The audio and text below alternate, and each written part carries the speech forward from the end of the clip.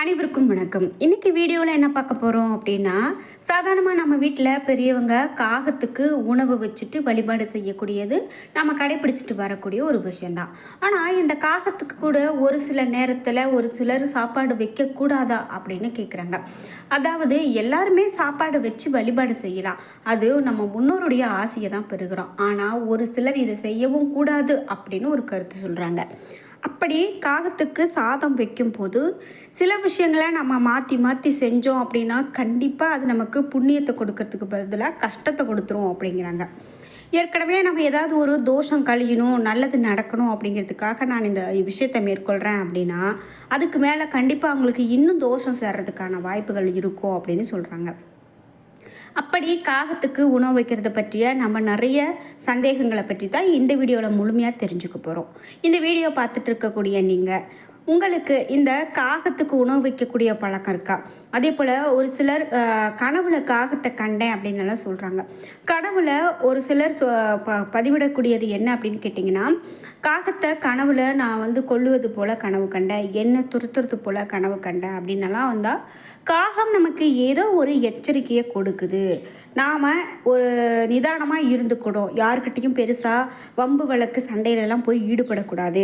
அதே போல் ஒரு நீண்ட தூர பயணம் போகிறோம் அப்படின்னா கண்டிப்பாக அதில் நிதானத்தை பார்க்கணும், ஏனோ தானோன்னு இருக்கக்கூடாதுன்னு ஏதோ ஒரு எச்சரிக்கையை சொல்ல வருது அப்படின்னு எடுத்துக்கோங்க. இது போல் உங்களுக்கும் ஏதாவது சந்தேகங்கள் இருக்குது அப்படின்னா மறக்காமல் கமெண்ட் பாக்ஸில் பதிவிடுங்க. வீடியோ கண்டிப்பாக ரொம்ப பயனுள்ளதாக இருக்கும். கடைசி வரைக்கும் ஸ்கிப் பண்ணாமல் பாருங்கள். நீங்கள் இன்னும் உற்சாகம் டிவி சேனலை சப்ஸ்கிரைப் பண்ணாமல் இருந்தால் சப்ஸ்கிரைப் பண்ணிக்கோங்க. கூடவே இருக்க பெல் ஐக்கானை மறக்காமல் கிளிக் பண்ணிடுங்க. வாங்க வீடியோக்குள்ளே போகலாம். நாம் இந்த வீடியோ பார்க்குறதுக்கு முன்னாடி உங்களுக்கு ஜோதிட ரீதியாக சந்தேகங்கள் இருக்குது, அதை நீங்கள் முழுமையாக கேட்டு தெரிஞ்சுக்கணும் அப்படின்னு நினைக்கிறீங்களா?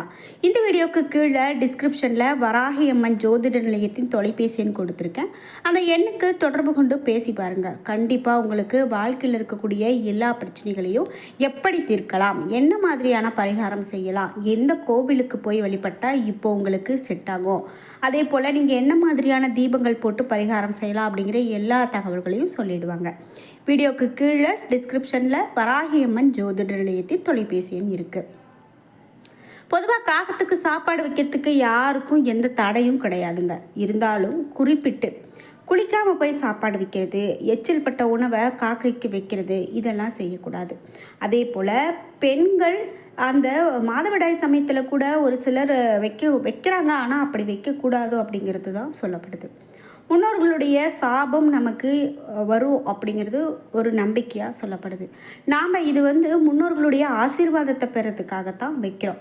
அதே போல் அவர்களே நம்ம கிட்ட சாதம் வாங்குறதாகவும் ஒரு நம்பிக்கை இருக்குது. அப்படியெல்லாம் இருக்கும்போது நாம் இந்த வேண்டாம் அப்படின்னு சொல்லக்கூடிய விஷயங்களை தவிர்க்கிறது நல்லது.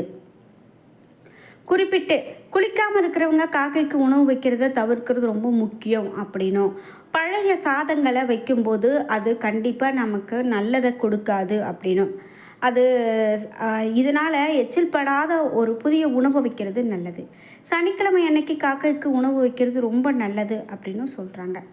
அதே போல் காகத்துக்கு எல்லா உணவையும் வைக்கலாம், சைவமோ அசைவமோ. ஆனால் அசைவம் அப்படிங்கிறது அந்த காகமே தேர்ந்தெடுத்து உண்ணக்கூடியதாக இருக்கணும், ஆனால் நாமளாக வைக்கக்கூடாது. அதே போல் இன்னும் நிறைய விஷயங்கள் சொல்லப்படுதுங்க. இந்த காக்கைக்கு உணவு வைக்கிறதுல இவ்வளவு விஷயங்கள் இருக்கா அப்படின்னு நீங்கள் நினைக்கக்கூடிய வகையில் நிறைய இருக்குது. நாம் காக்கைக்கு உணவு வைக்கும்போது எந்த வித பயமும் இல்லாமல் சாப்பிடக்கூடிய வகையில் அதை அமைதியாக வைக்கணும். காக்கைக்கு உணவு வைக்கும்போது அதை நீங்கள் மனம் திறந்து நான் இந்த காக்கைக்கு உணவு கொடுக்குறேன், அது மனதார சாப்பிட்டு போகணும், அது நமக்கு வாழ்த்துறோம் அப்படிங்கிற ஒரு எண்ணத்தோடு மட்டும் வைக்கணும். காக்காவுக்கு போய் சாப்பாடு இன்றைக்கி வச்சா கடமை முடிஞ்சுது அப்படின்னு வைக்கக்கூடாது. காக்கைக்கு உணவு வைக்கிறது ஒரு நல்ல ஒரு பயனுள்ள செயல் அப்படின்னு சொல்லலாம்.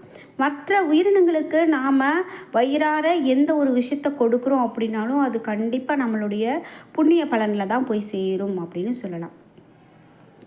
இது போல் குறிப்பிட்டு நாம் இந்த காக்காவுக்கு சாப்பாடு வைக்கிறது அப்படின்னு பார்த்திங்கன்னா, முன்னோர்களுடைய ஆன்மா காகம் வடிவில் வரும் அப்படிங்கிறது ஐதீகம். அவர்களுக்கு உணவளிப்பதன் மூலமாக அவர்களுடைய ஆசி கண்டிப்பாக கிடைக்கும் அப்படின்னு நம்பப்படுது. காக்கைக்கு உணவளிக்கிறதால கிரக தோஷங்கள் நீங்கும், துன்பங்கள் விலகும், வாழ்க்கையில் சுபிஷம் உண்டாகும் அப்படிங்கிறதும் நம்பப்படுது. காக்கைக்கு உணவளிக்கிறதால எதிர்பாராத விதமாக ஏற்படும் விபத்துகள், வீண் பழி இவையெல்லாம் நம்மை அண்டாது அப்படின்னு சொல்கிறாங்க. அதாவது நான் இந்த காக்காவுக்கு சாப்பாடு வைக்கிறதால என்னோடய வாழ்க்கையில் மாற்றம் வருமா அப்படின்னு நிறைய பேர் கேட்குறது உண்டு. அது என்ன அப்படின்னு பார்த்தீங்கன்னா, ஒரு சிலருக்கு நல்லாவே இருப்பாங்க, திடீர்னு அவங்க கஷ்டப்பட்டாங்க, கடன் வந்துச்சு, திடீர்னு அவங்க வாழ்க்கையில் ரொம்ப பின்னோக்கி போயிட்டாங்க அப்படின்னு சொல்லி கேள்விப்பட்டிருப்போம். அதே போல் நல்லாவே இருப்பாங்க, திடீர்னு ஒரு சின்னதாக ஒரு காலில் அடிபட்டுச்சு, அது பெரிய அளவில் எனக்கு இன்றைக்கி ஒரு பெரும் வியாதியாக நிற்கிது அப்படிம்பாங்க. நான் நினச்சே பார்க்கல, எனக்கு இப்படி வரும்னு நினச்சி பார்க்கல அப்படின்னு சில பேர் சொல்கிறது உண்டு. இதெல்லாம் நடக்கக்கூடாது என்னுடைய வாழ்க்கையில் அப்படின்னு நினைக்கும் போது தான் இந்த முன்னோர்களுடைய ஆசி, குலதெய்வத்தினுடைய ஆசி அப்படிங்கிறது முக்கியம். அப்படி பார்க்கும்போது தான் இந்த காகங்களுக்கு உணவு வைக்கும்போது கண்டிப்பாக நமக்கு முன்னோருடைய ஆசி கிடைக்குது அப்படின்னு நம்பப்படுது. அதே போல் காக்கைக்கு உணவு வைக்கும்போது நமக்கு ஒரு புத்திர பாக்கியம் இல்லை, குழந்தை பாக்கியம் இல்லை அப்படின்னு நினைக்கிறவங்க சிலருடைய நம்பிக்கையின் அடிப்படையில் காக்கைக்கு உணவளிக்கிறதால புத்திர பாக்கியம் கண்டிப்பாக அவர்களுக்கு கிடைக்குது அப்படின்னு சொல்கிறாங்க. இந்த சாப்பாடு வைக்கிறதால சனி பகவான் மற்றும் முன்னோர்களுடைய ஆசி கிடைக்கும் அப்படிங்கிறதால கண்டிப்பாக சனி தோஷமும் போகும், நம்ம முன்னோருடைய ஆத்மா சாந்தி அடையும் அப்படின்னு சொல்கிறதால தான் இது மாதிரியான விஷயங்களெல்லாம் இன்றைக்கும் நாம் கடைபிடிச்சிட்டு வந்துட்ருக்கோம். குறிப்பிட்டு காலையில் நாம் எழுவதற்கு முன்னே இந்த காகங்கள் நம்ம வீட்டுக்கிட்ட சத்தம் போடுறத கேட்போம், அந்த காகம் கரைகிறத கேட்போம். அப்படி சத்தம் கேட்டால் நினைத்த காரியங்கள் வெற்றியாக நடக்கும் அப்படின்னும், நமக்கு அருகில் அல்லது வீட்டின் வாசலை நோக்கி கரைந்தால் நல்ல பலன் உண்டு எனவும், வீடு தேடி காகங்கள் கரைந்தால் உடனே உணவிட வேண்டும் எனவும், எனவே காக்கை வழிபாடு செய்வதால் சனி பகவான், யமன் மற்றும் முன்னோர்களுடைய ஆசீர்வாதத்தினை பெற முடியும் அப்படின்னு சொல்கிறாங்க. இப்படி காக்கைக்கு உணவு வைக்கிறதால இவ்வளவு பெரிய விஷயங்கள் இருக்கா அப்படின்னு கேட்டால் கண்டிப்பாக இருக்குங்க. யாராலுமே நாம் இல்லை அப்படின்னலாம் மறுக்க முடியாது. ஏன் அப்படின்னா, நம்ம முன்னோர்கள் செய்த ஒவ்வொரு செயலுக்கு பின்னாடியுமே ஒரு மிக பெரும் காரண காரியங்கள் இருக்கதாங்க செய்யுது. அப்படி தான் இந்த காக்கைக்கு உணவு வைக்கிறது அப்படின்னு பார்த்திங்கன்னா இன்றைக்கும் நிறைய பேர் கடைபிடித்துட்டு வரக்கூடியதாக இருக்குது அப்படின்னு சொல்லலாம். குறிப்பிட்டு எல்லா உயிரினங்களும் இருக்குது, ஆனால் ஏன் நம்ம இந்த காக்கைக்கு மட்டும் உணவு வைக்கிறோம் அப்படின்னு பார்த்திங்கன்னா, கண்டிப்பாக காக்கை நமக்கு ஒரு சகுனம் பார்க்குறதுல ஒரு முக்கியமான உயிரினமாக பார்க்கப்படுது. குறிப்பிட்டு இந்த காக்கைக்கு பொதுவாக சாதம், தானியம், பழம் இதெல்லாம் கொடுக்கலாம். அப்படி கொடுக்கும்போது, காகத்துக்கு உணவு வைக்கும்போது ஆன்மீக ரீதியாக அது ரொம்ப நல்ல பலனை கொடுக்கும் அப்படின்னு சொல்கிறாங்க. காகங்கள் விதைகளையும் தானியங்களையும் விரும்பி சாப்பிடும் அப்படிங்கிறதெல்லாம் அதை கொடுக்கலாம். அதே போல் வாழைப்பழம், பப்பாளி பழம் இவையெல்லாம் கொடுக்கறது ரொம்ப நல்லது. அதே போல் இறந்த பூச்சிகளை கூட காகங்களுக்கு கொடுப்பாங்க, அது உண்ணும். அது மட்டும் இல்லாமல் பொரி, பொட்டுக்கடலை இவையெல்லாம் கொடுப்பாங்க, இது காகத்துக்கு பிடித்தமான உணவு.